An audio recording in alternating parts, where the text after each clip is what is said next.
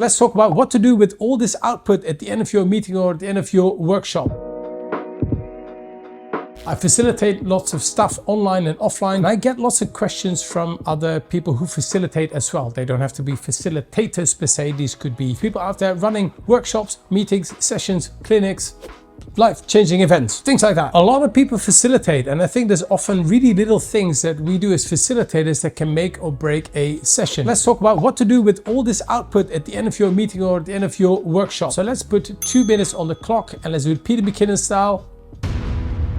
Here we go. It's at the end of your workshop. You've thanked everybody. You've taken a group picture. You've said bye. Everybody said thank you. They're gone. If you want people out of the room by this point, it's a great time to play some really hard and loud punk music.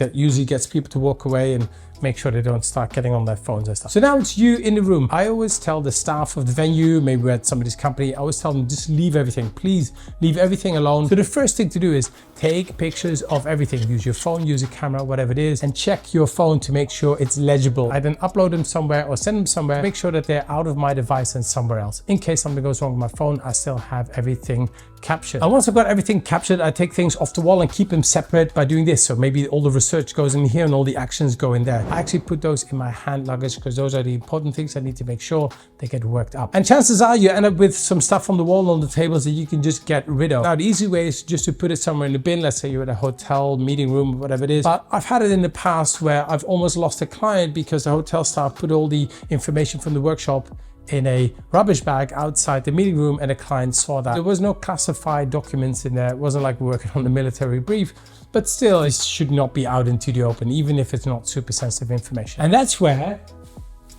these bin liners come in handy. So I can take all the extra pieces of paper and all the other notes and take them with me for 2 reasons. One, there might be stuff in there which is still useful. I need to write up that strategy document or to help with the ideas. So maybe there's some data points in there which are useful. And the other reason is to make sure that it gets discarded properly. So I'll take it home with me. I'll then work up stuff. I then make sure it goes through a shredder so the information doesn't go out into the world. And I think if you don't, you can get a really bad reputation as a facilitator. It's a no-no. Make sure you work things up, the things you've got on the wall, and make sure that any other bits and pieces, just take it with you. Oh, one little pro tip. Remember these little folders I said? You take the most important bits of information, put them in there, put them in your hand luggage. Yeah, then use the time at airports, on the plane, on the train, or wherever you are in transit to quickly work them up into a document while they're still fresh on your mind. Send them to the client, send them to the team, send them to whoever you're working with.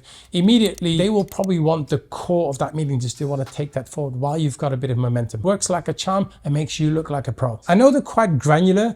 I know they don't seem like they're really big, lofty things we should be talking about, but if these little detailed things are in place, you've got more headspace to think about the bigger picture. Go check out these videos over here, all about the common mistakes for facilitators, whether you're an innovation facilitator or not, because that will make my cat Barry very happy.